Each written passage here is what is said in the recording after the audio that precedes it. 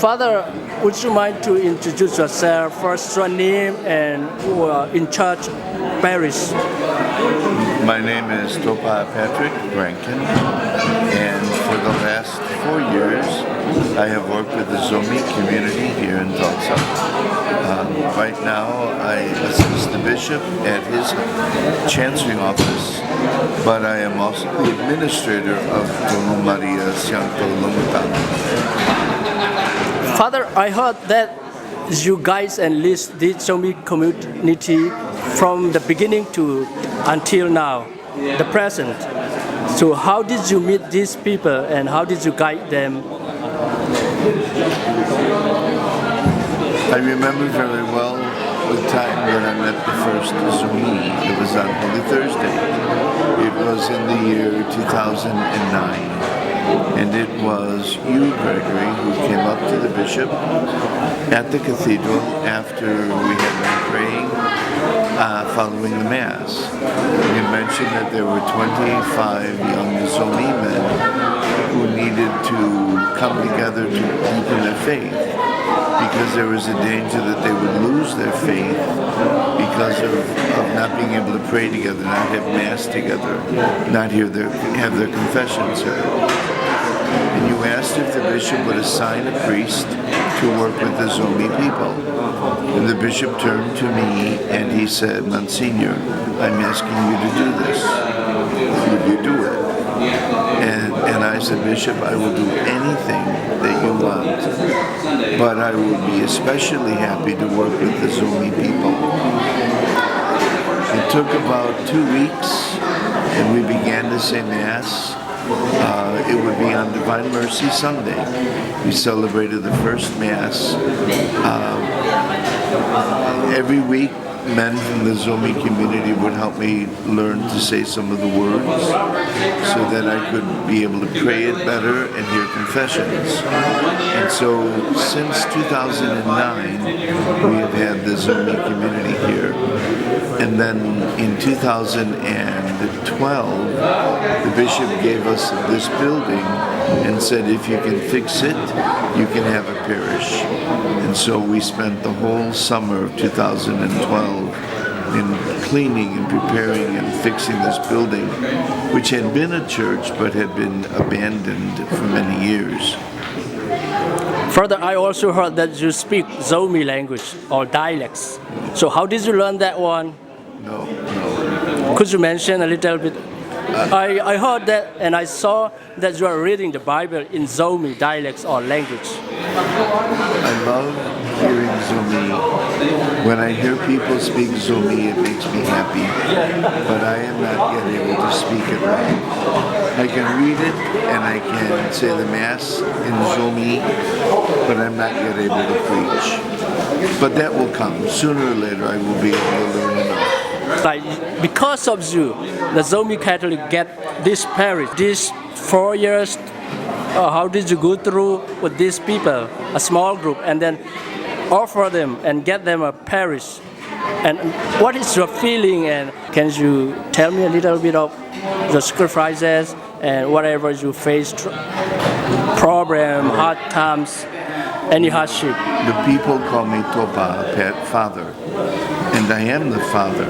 And the sacrifices that a father makes for his family, he doesn't count them as sacrifices. They bring him a sense of happiness and joy to know that he has made a sacrifice for his wife and his family and his children. And so it is with me.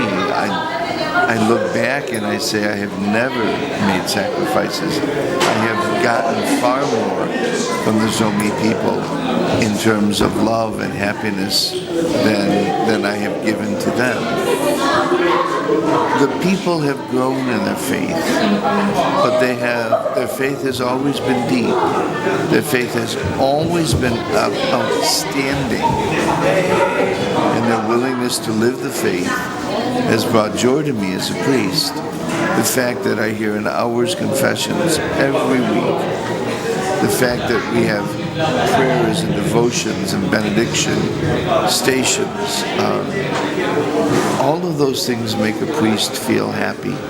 All of those things make a priest feel that his efforts to build God's kingdom are bearing fruit.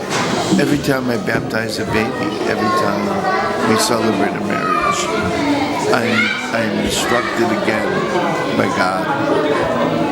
The fact that His grace is strong among these people, and that He is the one who guides them.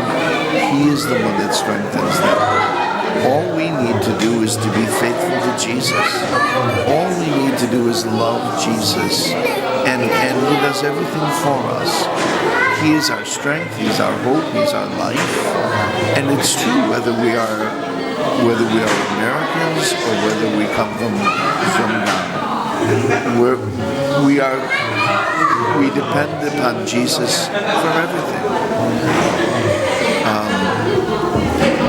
And I have grown to love the Zomi people. Thank you, Father. How does it feel today, because we celebrate today the 1-year anniversary of the parish? Every day, every Sunday when I say Mass, I say to myself, how is it possible that we have already filled the church? That Sunday after Sunday, the church is filled with Zomi Catholics. And we grow and grow and grow some more. So not just today, but every single day, I am filled with joy at what I see God doing here. And it is really what God has done. Would you leave a message for the Zomi Catholic today? What message would you leave for them, please? It is something that the bishop mentioned at Mass. This is very important for the Zomi to remember. Being Catholic makes the Zomi stronger in their own culture. Being Catholic builds everything that is good among the Zomi and allows it to grow better and stronger. Being Catholic helps the Zomi to be good Zomi. And that's important to remember, because in this country, it will be hard to be Zomi. People will want them to lose their language and forget their culture and then just pass into America. And the Zomi cannot do that. They must hold on to their own culture, their own identity, their own language, their own values, their families. And what will allow them to do that is if they stay Catholic. If you watch our neighbors who are Christian, the Pentecostals, the Assembly of God, Baptist, those Zomi will quickly lose what it means to be Zomi, and they will become American. And they will lose their language and their culture because their religion does not strengthen the culture. And they will not see it until it's too late. I know this to be true because in my own family's history, when we came to this country from Europe, those of us who stayed Catholic kept our faith, kept our identity. But those who became Baptist or Lutheran or Methodist, they quickly lost what it meant to be Irish. They lost their sense of who they were. And they are lost now. They have no roots now. And it is most sad. Thank you, Father. Thank you very much. I appreciate it. Thanks for your time. Sumpa.